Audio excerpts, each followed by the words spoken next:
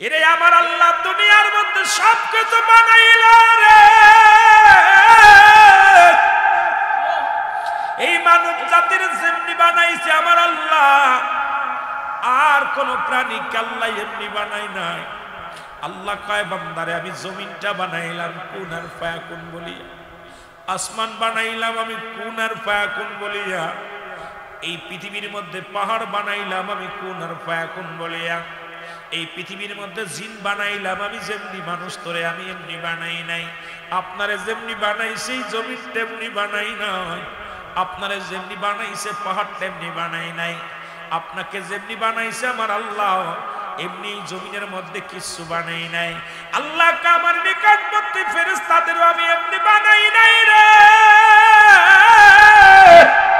মানব জাতি শোনো, সব কিছু আসমান জমিনের ভিতরে যা কিছু আছে সব কিছু আমি আল্লাহ হুকুম দিয়ে বানাইলাম।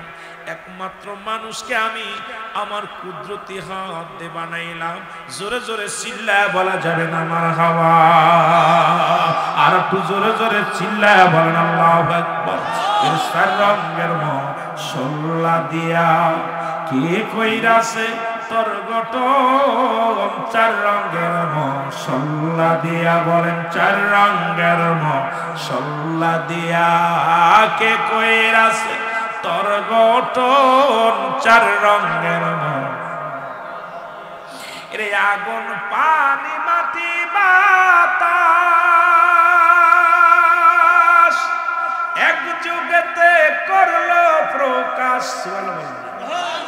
শরিয়াত তরিকত হাকিকত মারিফাত আগুন পানি মাটি ইসলাম ঈমান ইহসান কালেমা নামাজ রোজা হজ যাকাত, এরে আগুন পানি মাটি বাতাস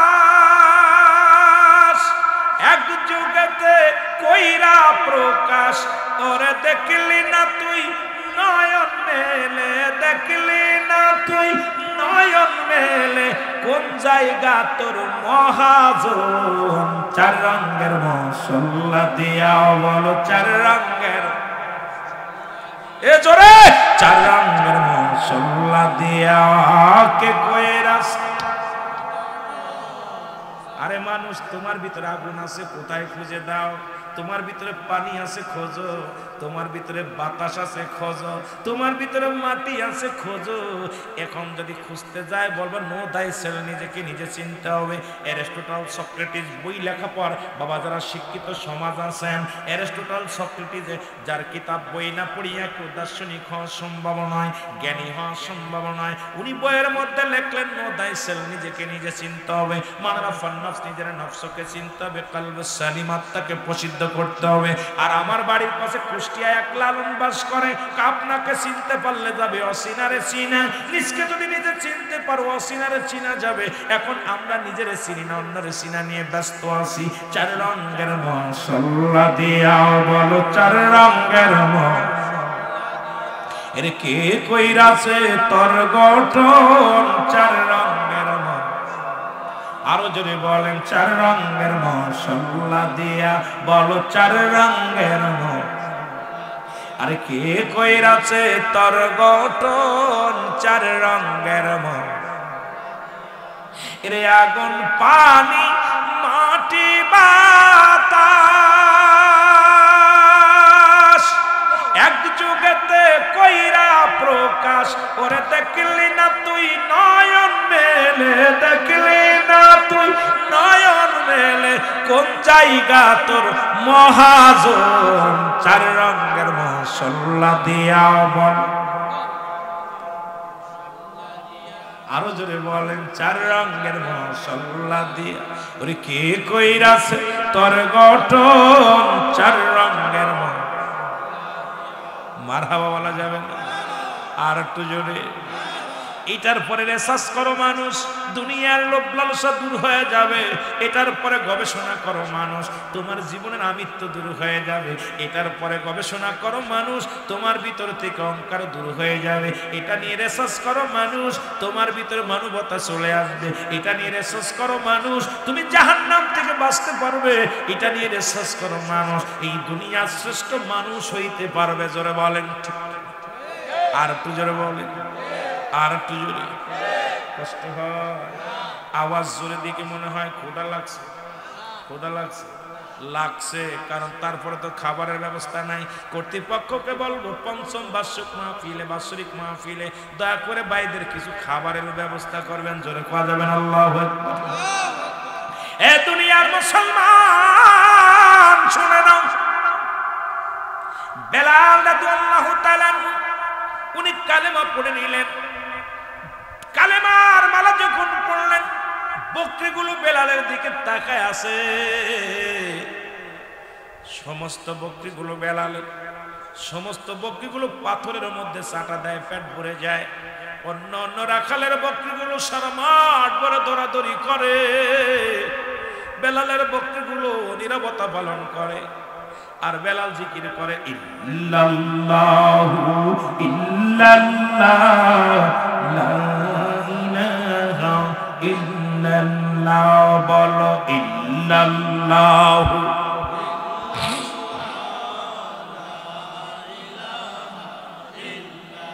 রাখালেরা যা বলে উমাইয়া কই থেকে এই বালককে ধরে আনছো? বালক যেন কি দিয়ে জবান দিয়ে কি যেন পড়ে, ওর বকরিগুলো নড়াচড়া করে না, এক জায়গা বয়া খায়, ঘাসও পায় না, দেখি পাথরের মধ্যে চাটা মারে, আর পেটটি ভরে যায় না, দুস নদুস হয়ে গেছে বকরিগুলো। কিন্তু বেলাল যেন কি জবান দিয়া পড়ে। বেলালের কাছে আমরা গেলাম, বেলাল প্রশ্ন করে, ও রাখালেরা তোমার রবকে? সবাই আমরা বলেছিলাম আমার মালিক, আমাদের মালিক উমাইয়া। বেলাল কয় না না, ও বেলালের মালিক নাকি কোথাকার এক আল্লাহ। জোরে জোরে চিল্লায় বলা যাবে না মারহাবা। বেলালকে ডেকে আনা হলো, বেলাল, বেলালকে ডেকে আনা হলো, উমাইয়ার দরবারে ডেকে আনা হলো। উমাইয়া জিগায়, বেলাল তুমি নাকি নতুন কোন কবিতা পড়েছ? কোন নতুন কোন কবিতা আবৃত্তি করেছ? বলে হুজুর না, আমি যে কবিতা পড়েছি এই কবিতা ছাড়া কোনো পথ নাই। কি কবিতা? হুজুর বেলাল রে জিগায় তোরে খাওয়াই কে? আমার খাওয়াই আল্লাহ। সুবহানাল্লাহ বলেন। উমাইয়া জিগায়, বেলাল তোরে খাওয়াই কে? খাওয়াই কে? পড়াই কে? বেলাল তোরে করাই করছে কে? কয় তুমি। বেলাল ডাক দেখায়, উমাইয়া কয় না বেলাল না, আমি তোর মালিক, আমি তোর সব, তোর খোদা তোর কিচ্ছু নয়, সব কিছুর মালিক হলাম আমি। বেলাল কয়, উমাইয়া রে আপনার মালিক কে? কয় আমার মালিক আমি নিজে। উমাইয়া কয়, বলে উমাইয়া কয়, বেলাল আমি হলাম, আমার মালিক আমি নিজে। বেলাল বলে না না, লা ইলাহা ইল্লাল্লাহু মুহাম্মাদুর রাসূলুল্লাহ। জোরে জোরে চিল্লায় বলা যাবে না সাল্লাল্লাহু আলাইহি ওয়াসাল্লাম। জোরে জোরে চিল্লায় একবার বলেন আল্লাহু আকবার। হযরত বেলাল রাদিয়াল্লাহু তাআলা কালেমার জন্য পাগল হয়ে গেলেন। উমাইয়া কয়, ছেড়ে দাও ছেড়ে দাও, এটা যদি না ছাড়ো আজ থেকে খাবার বন্ধ। বেলালের খাবার বন্ধ হয়ে গেল। বেলাল বলে, কালেমা পড়ার কারণে যদি খাবার বন্ধ হয়ে যায়, এই পৃথিবীর মধ্যে খানার প্রয়োজন নাই। খানা বন্ধ হয়ে গেল, কিন্তু জবান দিয়ে আরো জোরে জোরে কালেমা পড়ে। দেখেছিলাম মিয়ানমারের মধ্যে 500 কোরআনের পাখি। আজকে এখানে আপনাদের এফজোখানার অনেক ছাত্র ভাইয়েরা আছে। ওই 500 কোরআনের পাখিকে বুকের মধ্যে কোরআনটা চেপে ধরেছে, বুকের মধ্যেই ভাবে চেপে ধরেছে। এই বাজান মুসলমান সুসির ওই সেলা সৈন্য বেঈমানের দলেরা ডাকতে বলতেছিল, এ মুসলমান শোনো, তোমরা কোরআন ছেড়ে দাও, যদি জীবন দিবা নাকি কোরআন দিবা। ছোট ছোট কোরআনের পাখিগুলো বলেছিল, এই জীবন দিলে জীবন পাবো, কোরআন দিলে কোরআন পাবো না। এই কোরআনের ইজ্জত, কোরআনের মান বাঁচাইতে আমরা জীবন দিতে রাজি। ওই মিয়ানমারের 500 কোরআনের পাখিকে কোরআন বুকের মধ্যে চেপে ধরে আছে। একটা চিৎকার মেরে পাখিগুলো বলেছিল আল্লাহু আকবার। জোরে জোরে চিল্লায় বলা যাবে না মারহাবা। ও মুসলমান দাঁড়াও দেখি, সাথে নিয়ে যাও কোরআন খানি। বলো ও মুসলমান, সাথে নিয়ে যাও কোরআন খানি। বলো সাথে নিয়ে যাও। ঘোর বিপদে অন্ধকারে, ঘোর বিপদে অন্ধকারে কুরআনই হবে তোমার আলোর বাতি। ও মুসলমান দাঁড়াও দেখি, সাথে নিয়ে যাও কোরআন খানি। বলো সাথে নিয়ে।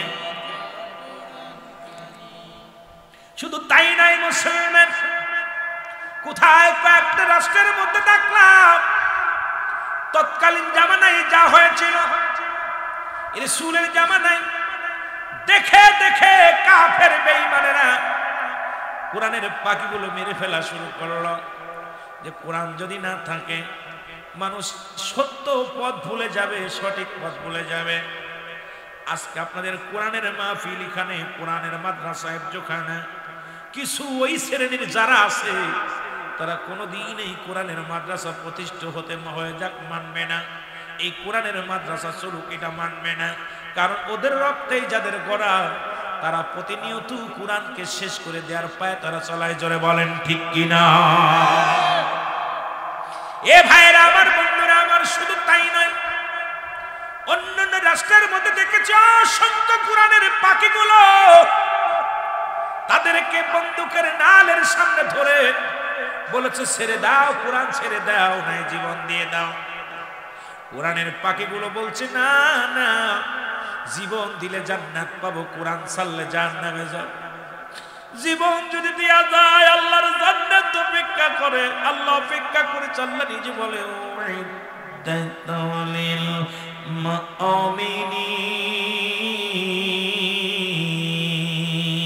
আল্লাহ কয় মুমিনদের জন্য, মুত্তাকিনদের জন্য প্রস্তুতি করে রাখছি জামিয়াটাটা জান্নাত। ওই জান্নাতি পাখিগুলো বলতেছিল আমরা জীবন দিয়া দেব, জীবন দিলে জান্নাত পাবো, কোরআন ছেড়ে দিলে জাহান্নামে যাব। আমরা জীবন দিতে রাজি, কোরআন ছাড়তে রাজি নাই। আমি আপনাদের কাছে বলতে চাই, আজ থেকে কোরআনকে ভালোবাসতে রাজি আছেন কিনা?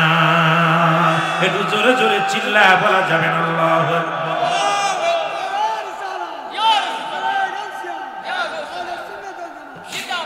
আমার মনের জল্পনা কল্পনা নবী যাব আমি সোনার মদিনায়। বলো যাব আমি সোনার মদিনায়, বলো যাব আমি সোনার মদিনায়। আমার মনের জল্পনা কল্পনা নবী যাব আমি সোনার মদিনায়। আরো জোরে বলেন যাব আমি সোনার।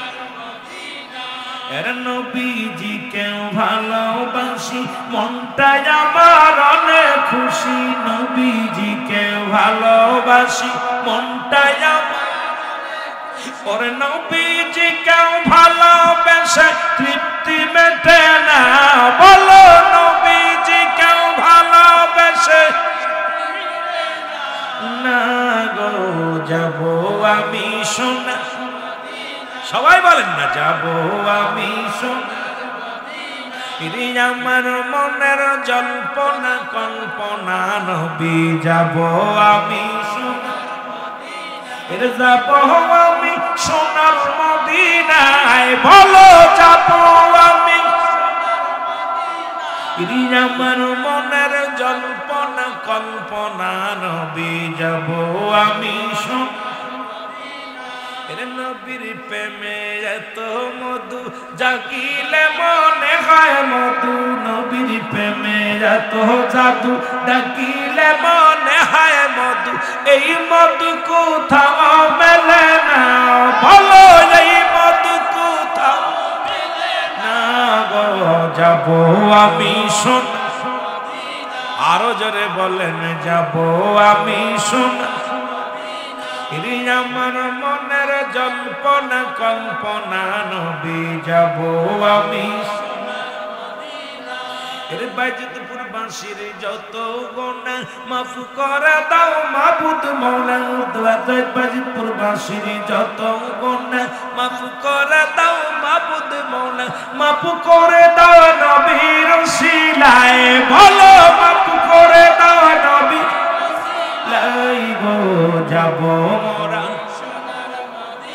আরো জোরে বলেন যাব আমি সোনা আমার মনের জল্পনা কল্পনা নবী যাব আমি সোনা মারহাবা ভালো লাগে না ভালো লাগে একটু মহব্বতের সঙ্গে দুরূদ শরীফ পড়েন আল্লাহুম্মা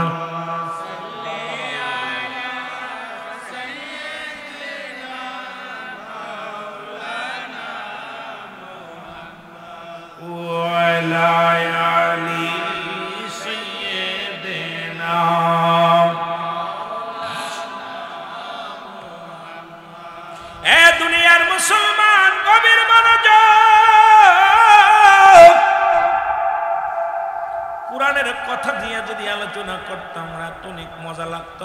মুসলমান বেলাল কয় এই পৃথিবীর সব কিছুর মালিক আমার আল্লাহ, আপনার মালিক আমার আল্লাহ, আমার মালিক আমার আল্লাহ।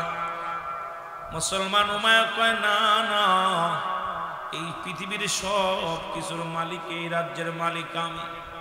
খানা বন্ধ, বেলালের কালেমা বন্ধ করতে পারি নাই। লোকজন কয় উমায়া রে বেলালের খানা বন্ধ করে দিছ কিন্তু কালেমা পড়া বন্ধ করতে পারো নাই। আরো স্পিরিট বাড়ছে, কয় বেলালকে ডাকো, বেলালকে ডাকা হলো। বেলালকে আঘাত শুরু হয়ে গেল, বেলালের হাতে পায়ে রশি দিয়ে বাঁধা হলো। বেলালকে আক্রমণ শুরু করে দিল।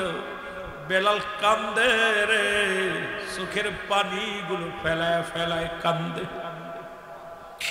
বেলালের চোখের পানি পড়ে,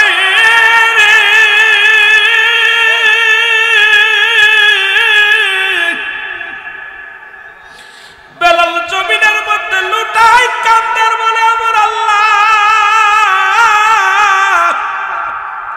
এই জীবনের মালিক আপনি, এই জীবনের সব কিছুর মালিক আপনি গো আমার আল্লাহ।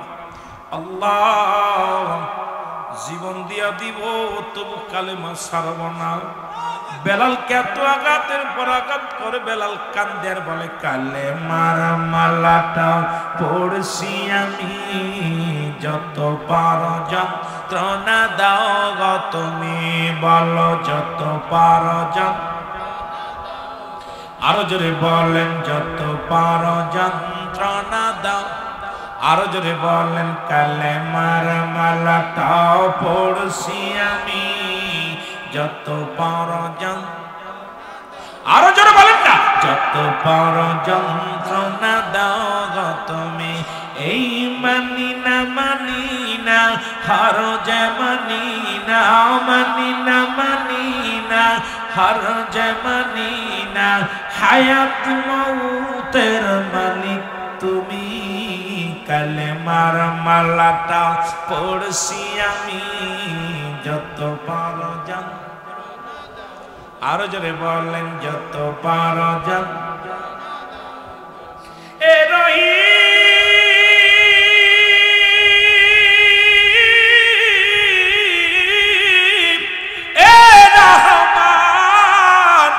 আমার জীবনের মালিক তুমি, বলো আমার জীবনের।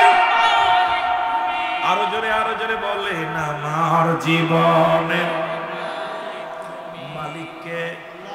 প্রধানমন্ত্রী, এমপি সাহেব, ও মুসলমান দাদা দাদি, না চেয়ারম্যান মেম্বার, আপনারা আমার জীবনের মালিক, বাবা মা জীবনের মালিক হলো আমার আল্লাহ।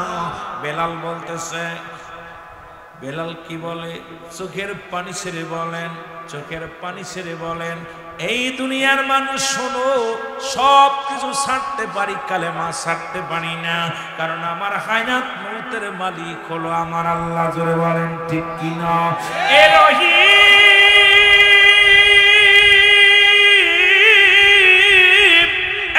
রহমান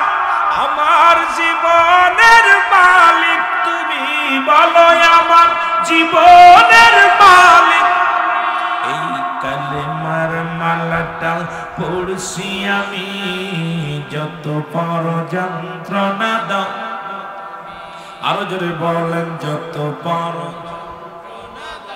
এই মানি না হর জমানি না, মানি না হায়াত মৌতের মালিক তুমি, কালেমার মালাটা জবান দিয়া জোরে, এই কালেমার মালাটা পড়ছি আমি, যত পর যন্ত্রণা দাও গো তুমি, বলো যত পর মানি না হর যে মানি না, মানি না হর যে মানি না হায়াত মৌতের মালিক তুমি, কালেমার মালাটা যত পর যন্ত্রণা দাও গো তুমি, বলো যত পর।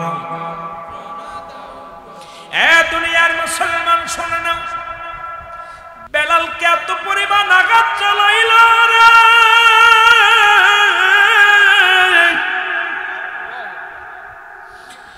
বেলালকে মেরে রক্তাক্ত করে ফেলল। বেলাল জমিনের মধ্যে পড়ে কাঁদে, ও আমার আল্লাহ, ও আমার আল্লাহ। বেলালের কান্না দেখে আকাশ জমিন বাড়ি হয়ে গেছে। নিষ্ঠুর উমায়ার বাইরের দিলে কোনো দয়া নাই, মায়া নাই। হায়রে মুসলমান,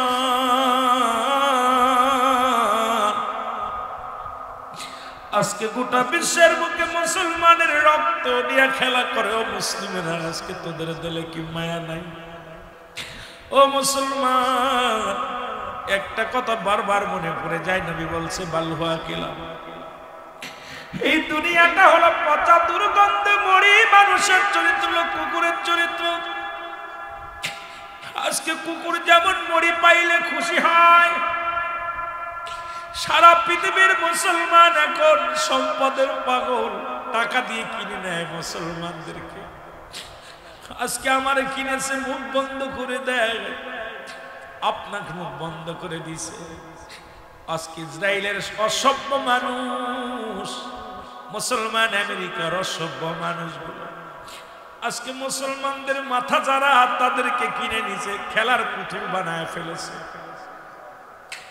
আজকে বড় বড় মন্ত্রণালয়ের মধ্যে তাদের রাজত্বই চলে, সব জায়গা তাদের রাজত্বই চলে। আরে মুসলমান একদিন মাথা উঁচু করে দাঁড়াইবে, ভয়ের কোনো কারণ নাই। আমরা হার মানতে রাজি নাই, জীবন দিতে রাজি, ইমান দিতে রাজি নয়। মুসলমান রক্ত দিতে রাজি, মুসলমান জীবনের পরোয়া করে না, মুসলমান ইমানের পরোয়া করে। ওরে খাঁটি ইমানদার যিনি, তারে কিনা যায় না। খাঁটি ইমানদার যিনি, তারে সমাজে চিনা যায় না। এই পাগলগুলো আমার মাওলার পাগল, আমার আল্লাহর পাগল, দিনের পাগল, মদিনার পাগল। আজকে আমরা নামদারি মুসলমান, যে কথা বলতেছিলাম বালহুয়া কিলা, নবী বলছে এই দুনিয়াটা পচা দুর্গন্ধ মরি মানুষের চরিত্র হলো কুকুরের চরিত্র। কুকুর যেমন মরি পাইলে খুশি হয়, সে তার জাতি ভাইকে ভাগ দিতে রাজি নয়।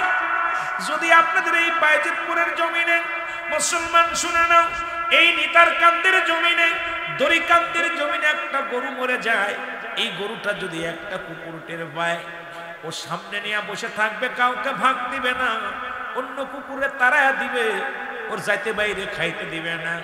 মরি শুধু কুকুরে খায় না। নবীজির কথাগুলো শোনো, আমার বানোয়াট কোন গল্প না, কোরআন হাদিসের কথাগুলো শোনো। নবী বলছে শুধু মুসলমান শোনো, মরি শুধু কুকুরে খায় না, মরি খায় অন্যান্য প্রাণীরা খায়। যেমন কাক একটা সংগঠিত প্রাণী, কাক যদি শুনতে পায় দড়িকান্দের জমিনে একটা মরি পড়ছে, ওই কাক সমস্ত কাককে খবর দেয়। যত বাইজিতপুরের কাকগুলো আছে একত্রিত হইয়া, কেউ লেজ খায়, কেউ পেট খায়, কেউ চোখ খায়, কেউ মাথা খায়। কাকের চক্ষু লজ্জা আছে, কুকুরের চক্ষু লজ্জা নাই। আরে মুসলমান তোদের পায়ে ধরে বলে যায়, কে কোন দল করি দেখার সময় নাই, কে চরমনাই, কে আত্মজি, কে সারসিনা, কে জামাত ইসলাম, কে তাবলিগ আমার দেখার সময় নাই। রে মুসলমানদের ঐক্যর স্বার্থে, মদিনা আনার জন্য কোরআনের স্বার্থে তোরা এক হয়ে যা, এক হয়ে যাও। আজকে মুসলমান এক হয়ে যাও। ওই মুসলিম জাতি যদি কাকের মতো সংগঠিত হয়, পৃথিবীর বাতিল শক্তি চিরতরে পালায়া যাবে। জোরে বলেন ঠিক কিনা? নবী এমনি বলে যান নাই, মুসলিম জাতি যদি কাকের মতো সংগঠিত হতো, কে কোন দলের কথা মুসলমান। আপনি করেন চরমনায় দুঃখ নাই, করেন তাবলিগ দুঃখ নাই, করেন আমলিগ দুঃখ নাই, করেন বিএনপি দুঃখ নাই, করেন আট্টসি দুঃখ নাই, সাদা করেন করেন, কিন্তু বৃহত্তম স্বার্থে কোরআনের পক্ষে, হাদিসের পক্ষে যখন ঐক্যবদ্ধ হয়ে এক ময়দানে নামবো, চিরতরে বাতিলেরা থরথর করে কেঁপে ময়দান থেকে পালাবে। জোরে বলেন ঠিক কিনা? কিন্তু আমাদের অবস্থা চিন্তা করি, ওর জামাত ইসলাম করে বসাইছে বসা, ও আমলিগ করে বসা, ও বিএনপি করে বসা, ও চরমনায় বসা, ও আট্টসি বসা, কিন্তু একজন আর একজনের এই কুকুরের স্বভাব। নবীজি বলছে কুকুরের স্বভাব পরিত্যাগ করতে হবে। মুসলিম সমাজ তোমাদের ঐক্যবদ্ধ হতে হবে, কাকের মতো সংগঠিত হতে হবে। কষ্ট পাচ্ছেন আপনারা? কষ্ট পাচ্ছেন? আজকে দাড়ি নিয়ে, মারামারি নিয়ে ইহুদি খ্রিস্টানরা দেখে, কেউ বলছে ফাড়া পাঞ্জাবি, কেউ কয় গোল পাঞ্জাবি, কেউ বলতেছে আপনার ওই লম্বা টুপি, কেউ বলতে সোহ টুপি, কেউ কয় 7.5 হাত পাগড়ি, কেউ কয় 14 হাত পাগড়ি, কেউ কয় মিসাক কর, কেউ কয় বিরাস কর, কেউ কয় লম্বা দাড়ি বানা, কেউ কয় খাটো দাড়ি বানা। আমরা দিক দাড়ি টুপি নিয়ে মারামারি শুরু করছি, এদিকে ইহুদি খ্রিস্টান নেসারারা মুসলমানদের রক্ত নিয়ে খেলা করে। জোরে বলেন ঠিক কিনা? আরো জোরে বলেন ঠিক কিনা? হয়তো আমার কথায় অনেকে কষ্ট পাইতে পারে। আমি কারোর বিপক্ষে কথা বলি না, কারোর পক্ষ কথা বলি না। যদি তাতে কেউ বেঁধে যায়, কষ্ট পায়, কিচ্ছু যায় আসে না। কে কষ্ট পেলো আর কে পেল না, আমার কিচ্ছু আসে যায় না। আমাদের বৃহত্তম স্বার্থে, মুসলমানদের ঐক্যবদ্ধতে, কোরআন হাদিসের সম্মান ইজ্জত বাঁচানোর জন্য আমাদের ঐক্যবদ্ধের বিকল্প নাই। জোরে বলেন ঠিক কিনা? আরো জোরে বলেন ঠিক কিনা? ঐক্যবদ্ধ হইতে রাজি আছেন? আরো জোরে বলেন রাজি আছেন?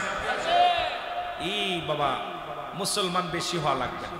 ওই 313 জন বদর প্রান্তের ওই সাহাবীদের দরকার। এই আমাদের বাইজিদপুরে 1 লক্ষ মুসলমানের দরকার নাই, এর ভিতর থেকে ওই 313 জনের দরকার। এ মুসলমান বদর প্রান্তরে 313 জন সৈন্য ছিল, ওদিকে 1000 সৈন্য ছিল। ওই 313 জনের তাকবীর, 313 জনের ঈমানি শক্তি দেখে 1000 বেঈমান পালিয়ে গিয়েছিল। বাইজিদপুরের জমিনে ওই 313 জনকে পাইলে ইনশাআল্লাহ চিরতরে বাতিলেরা পালিয়ে যাবে। জোরে বলেন ঠিক কিনা? সেই 313 জনকে খোঁজার দরকার। 313 জনকে ঈমান চোর যারা, তাদের অন্তরে ভালো লাগবে না। এই সমস্ত আলোচনা শুনলে ঈমান চোরদের কলিজার মধ্যে লাগে। বিপক্ষে কথা বলতে আসি না, পক্ষেও আমি আট্টসির বক্তা, একমাত্র বাংলাদেশের রুহুল আমিন সিদ্দিকী আট্টসির বক্তা। হক কথা বলে আলোচনা করি। আমি গুনাহগার, কখনো কাউকে ছাড় দিয়ে কথা বলি না। তাতে আমার যে হয় হোক, কিচ্ছু যায় আসে না। কারণ আমার পীর আমাকে হক কথা বলার শিক্ষা দিছে। আমি আইসবো খালি আট্টসি হয়ে যাবো, এই স্বভাব আমার বিষয় নাই। আমি আইবো, আমাদের দেশে এখন চরমনায় তাইলে চরমনার ওয়াজ, জামাত আসলে জামাতের ওয়াজ, তাবলিগ আলী তাবলিগের ওয়াজ, বিএনপি আলী বিএনপির জামাত। এ হলো কি? যখন মাঠে ময়দানে আসবেন, আল্লাহ রাস্তায় সমস্ত বক্তাদেরকে আমি বলবো যে আপনি সমাজ জাতিকে বাঁচানোর জন্য আলোচনা করবেন, নিজের পক্ষের জন্য না। কারণ আপনি আপনার দল ভারী করার জন্য আপনি ওয়াজ করতে আসেন না। আপনি আসেন ইসলামের বৃহত্তম স্বার্থে, ইসলাম মুসলিম মিল্লাত ঐক্য করার জন্য, ঐক্যবদ্ধ হওয়ার জন্য কথা বলতে হবে। আপনি আপনার বাবার প্রশংসা করবেন, এটা স্বাভাবিক, কিন্তু তাই বলে এই নয় যে আপনি বাবার প্রশংসা করতে করতে দাদারে ভুলে যাবেন। কথা কর না কেন? আমাদের অবস্থা খুব খারাপ। কোরআনকে 3টা ভাগ করছে। আমি প্রায় মাহফিলে বলি, কয়টা ভাগ করছে? 3টা ভাগ। শুনবেন? কয়টা ভাগ? জোরে বলেন। 1 ভাগ নিচে তাবলিগ জামাত, যারা তাবলিগ করে, দেখবেন খালি আমলের ওয়াজ করে। উনি ময়দানে আসে এত নেকি, এত সব, এত খালি নেকির ওয়াজ। আর 1 ভাগ নিচে জামাত ইসলাম, দেখবেন রক্ত গরমালা ওয়াজ, যত রক্ত গরমালা ওয়াজ আছে এই ওয়াজগুলো উন্নয়ন আছে। খালি ময়দানে এসে এমন ওয়াজ করবে, যারা শ্রোতা থাকে সব স্পিরিট বেড়ে যায়। আর একটা ভাগ নিচে পীর মুরিদি যারা করে, পীর সাহেবরা, কত হাজার মুরিদ, আমার মুরিদ হলো 15,000, ও কয় 20,000, ও কয় 40,000। ওরা ওই খালি পীর মুরিদি, যাতে কত হাজার মুরিদ বাড়ছে এই ওয়াজ নিয়ে ব্যস্ত আছে। যদি ওরা কড়া ওয়াজ করে, হকের ওয়াজ করে, মুরিদ কমে যাবে। যদি মুরিদের কয় বিড়ি খাস নে, তাহলে আর মুরিদ আসবে না। যদি কয় মুরিদরে তুই দাড়ি ছাসবি না, তাহলে আর মুরিদ হবে না। যদি কয় মুরিদরে নারী পুরুষ এক জায়গায় যাওয়া যাবে না, ও কয় যে পীর সাহেবের বাড়ি আর যাওয়া যাবে। কথা কয় না কেন? কথা কয় না কেন, কথা কয় না কেন? কারণ এই তিনটা ভাগ তিনজন নেছে। এই তিনটাকে পরিপূর্ণ একত্রিত করে যদি কোনো ব্যক্তি পরিপূর্ণভাবে মানতে পারে, বুঝতে পারে, এটাই হলো ঈমানদার। জোরে বলেন ঠিক কিনা? আপনি কিছু মানবেন, কিছু মানবেন না, কোরআনের কিছু আয়াত মানবেন, কিছু মানবেন না। আমি তিনটা ভাগ করে দিই, দেখেন এই তিনটা ভাগের উপরে দেখবেন রিসার্চ করে। যারা পীর সাহেব কোনটা ওই যেটা মুরিদ বাড়ে, যেটা সে কথা বলে সেই ওয়াজ খালি করে। মুরিদ কোন কাজ করলে বাড়বে? কিন্তু মুরিদকে কি আপনি পীরের খাসলাতে খাসলাত ধরতে হবে। এখন আপনার মুরিদ যখন যিনি মুরিদ হবে তাকে আগে পীরের খাসলাত ধরতে হবে। পীর যদি তাহাজ্জুদের নামাজ পড়ে আপনাকে পড়তে হবে। পীরের দাড়ি আছে, টুপি আছে, আপনার থাকা লাগবে। পীরে এখন অধিকাংশ জায়গা দিয়ে পীরও বিড়ি খায়, মুরিদও বিড়ি খায়, আছে না? কথা কন না? আল্লাহর রাস্তে কবনে নাম কবন, আমিও পীর মুরিদি করি, কিন্তু এমন এমন পীর আছে আপনাদের আশপাশের জেলায় দেই পীর সাহেবরা বিড়ি প্যাকেট বকশিশ দেয়। একদিন ওয়াজে গেছি, হুজুরের পাশে বসে আছে, এখন ব্যানসন সিগারেট মনে 30-35 প্যাকেট, মুরিদ খালি ব্যানসন প্যাকেট হাতের মধ্যে, আর হুজুর খালি সুমা দেয়, কাম সারছে। তখন আমি বইয়ে একটা গজল গাইছিলাম, আপনারা সবাই মনে শুনছেন, যে কবরেতে আগুন পাবি বিড়ি পাবি না, খারে জম্মের খাওয়া যত খাবি খা, কবরেতে আগুন পাবি বিড়ি পাবি না, ফেরেশতারা খায় না ঘুষ, থাকিবে না তোর যে হুশ, আগুন দিবে কবরে তোর জালমানিবে ধরে, সারা পাবি না, কবরেতে আগুন পাবি বিড়ি পাবি না। এই শব্দে মনটা বেজা। কথা বুঝেননি? রাগ করেন আপনারা? রাগ করেন? আমি কি হাসা কথা কইছি না খারাপ কথা কইছি? কবরে আগুন পাওয়া যাবে, বিড়ি পাওয়া যাবে। এরা কামেল নয়। কামেল পীর চিনার জন্য একজন পীর সাহেবের ভিতরে 9টা গুণাগুণ থাকবে।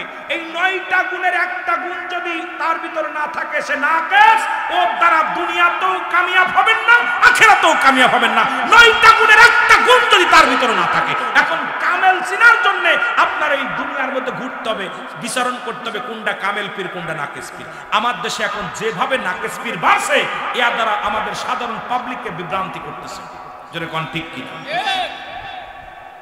আর এই সমস্ত পীরের দরবারে ওই যে মানুষ কয় আমরা মাজার পূজা করি, আসলে পূজা করি না, মাজার জিয়ারত করি। কিন্তু ওরা করে আপনার দুর্গা পূজা, আমরা করি দরগা পূজা। ঠিক কিনা? ঠিক কিনা? এগুলোর জন্য আমাদের দুর্নাম হচ্ছে, এগুলোর জন্য আমাদের দুর্নাম হচ্ছে। প্রকৃত আহলে সুন্নাত ওয়াল জামাত যারা করে, রাসূলুল্লাহ সৈনিক যারা, এরা কখনো ওই সমস্ত হারাম কাজে লিপ্ত হতে পারে? যেন বলেন ঠিক কিনা? নামাজ নাই, রোজা নাই, দেখা যায় চিন্তা করে যার নাজাত পেয়ে যাবে। না বাবা, আমি অনুরোধ করবো, এই জন্য আপনাদেরকে বলবো, আমাদেরকে কামেল পীর চিনতে হবে। আর কামেল পীর চিনে এখন যদি আমি বৈশিষ্ট্যগুলো বলি, অনেকে কষ্ট পাবেন। কামেল পীরের বৈশিষ্ট্যগুলো বললে আপনারা কষ্ট পাবেন। যদি আমার কাছ থেকে একটু ফোনের মাধ্যমে না হলে একটু জেনে নিন। আমি কামেল পীরের বৈশিষ্ট্যগুলো একদিন বলবো। মাঝে মাঝে চিন্তা করি, একবার এক মাহফিলে বলার পর পীর সাহেব হুজুর আমার বলল, হুজুর আপনি আমার পেটে লাথি মেরে থেকে গেলেন। ভাই আমি আপনার পেটে লাথি মারলাম কেন? এই জন্যে এইগুলো আমাদের বৈশিষ্ট্য চিনার দরকার। এই জন্য আমাদের যুগে আমরা যখন খেলেছি পুতুল খেলা, তোমরা এখন সেই বয়সে লেখাপড়া করো মেলা। ঠিক কিনা? ঠিক কিনা?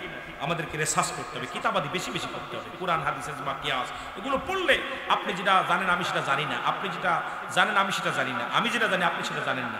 জানার কোনো শেষ নাই, জানতে হবে, বুঝতে হবে। কিন্তু আপনি যদি বলেন যে সব এটা নাই ওটা নাই, হবে না, বুঝতে হবে।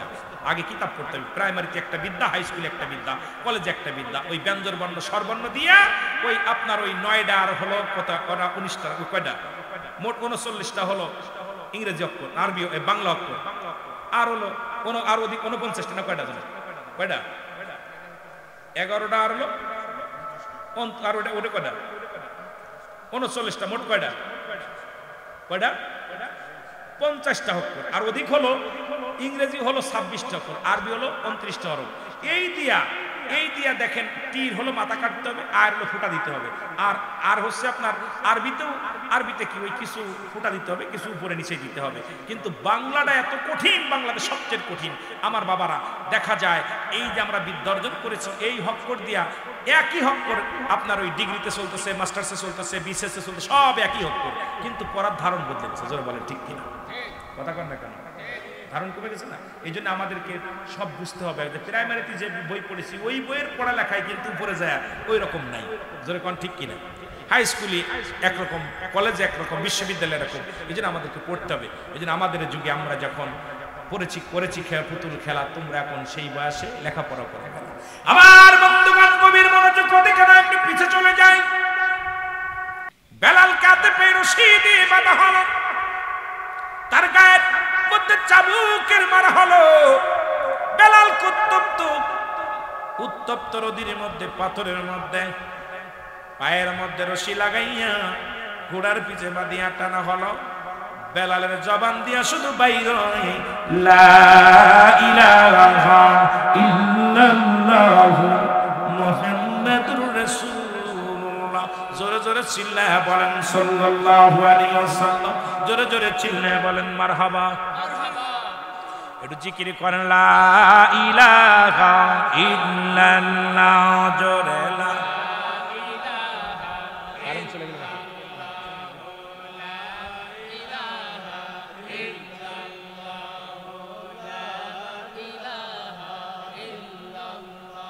আরো জোরে এ মোহব্বতে লা ইলাহা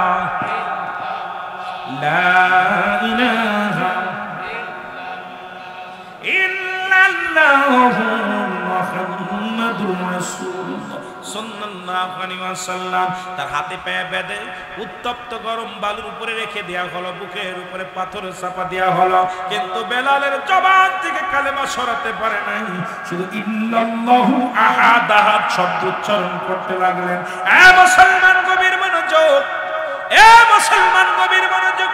এত যন্ত্রণা, এত লাঞ্ছনা, এত কষ্ট দিয়া পর কালেমা বলে নাই। বেলালের পায়ে হাতে পায়ে শিকল বেঁধে পাথর বুকের উপরে দিয়া উত্তপ্ত নদীর উপরে পাথর চাপা দিয়া ফেলে রাখা হলো।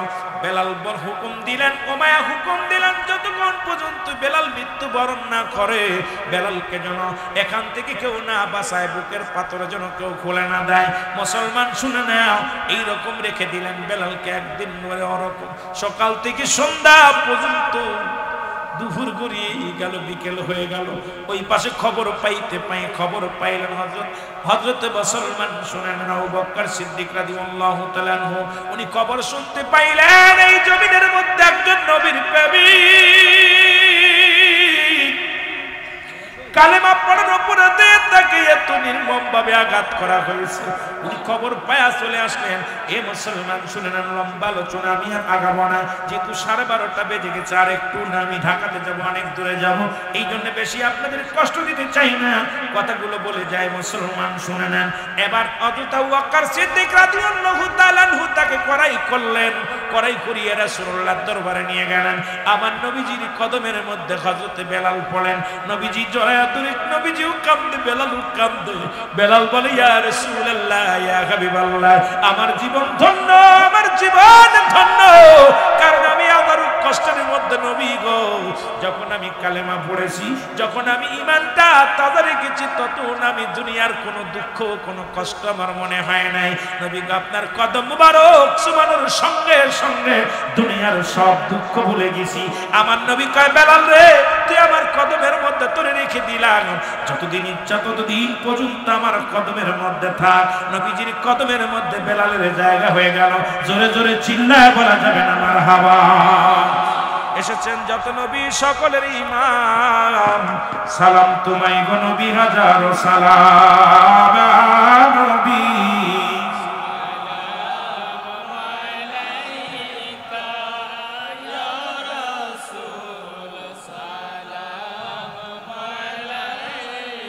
ইয়া হাবিব সালাম আলাইকা, সালাওয়াতুল্লাহ আলাইকা। যেতে যদি পারতাম মদিনায়, বলিতাম মনের দুঃখ বেদনা, শীতল হয়তো কলিজা চুমিতাম আপনার রাজা নবী সালাম ইয়া রাসূল সালাম, ইয়া হাবিব সালাম, সালাওয়াতুল্লাহ।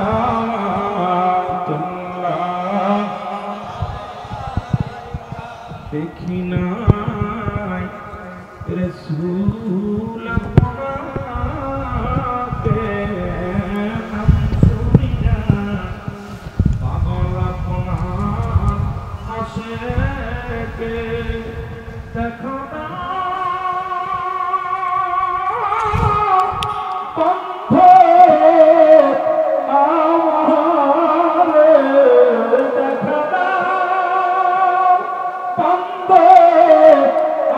আমারে, আমি দেখিব পরাভরে। নবী সালাম, ইয়া রাসূল সালাম, ইয়া